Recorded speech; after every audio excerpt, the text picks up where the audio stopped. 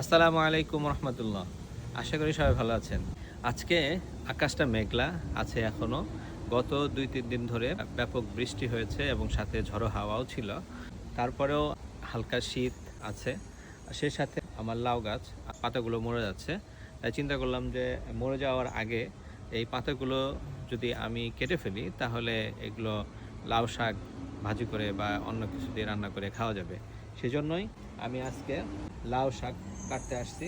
লাউয়ের যে ডোকাগুলো আছে সেগুলো আস্তে আস্তে কাটতে থাকি। তার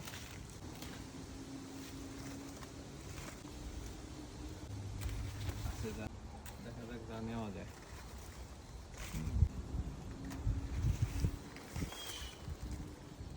এতক্ষণ আমি এই লাউ শাক এতগুলো লাউ শাক কাটলাম।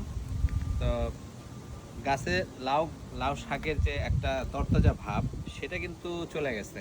তারপরেও যা আছে তাই কাটলাম। দেখা যাক মরে যাওয়ার আগে যতটুকু শাক খাওয়া যায়। তো আজকে আমি যে কয়েকটা লাউ আছে বড় বড় সেই লাউগুলোও আমি কাটবো। এইখানে একটা লাউ বড় হয়েছে, এইখানে এটাও বড় হয়ে গেছে, আবার এটাও বড় হয়ে গেছে। তো আমি এই 3টা লাউ কেটে ফেলবো।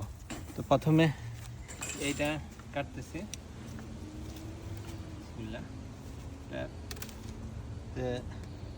লাউয়ের দেখেন এই যে মানে শেষের দিকে তো লাউগুলো বিভিন্ন দাগ হয়ে যাচ্ছে।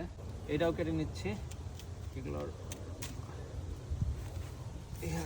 রাখি, এটাও কেটে ফেলি।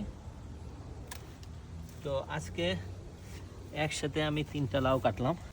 এর আগেও আমি লাউ কাটছি, কিন্তু একসাথে আমি 3টা কখনোই কাটি নাই। তো আজকে আমি একসাথে 3টা কাটলাম। 3টা লাউ দেখেন, লাউগুলো দেখতে অনেক সুন্দরই লাগতেছে। হ্যাঁ, কিন্তু মায়াও লাগতেছে যে গাছ আর বাঁচবে না, মরে যাচ্ছে। আর কয়েকটা আছে এখনো বাকি, এখানে ছোট ছোট মোটামুটি একটু মাঝারি ধরনের।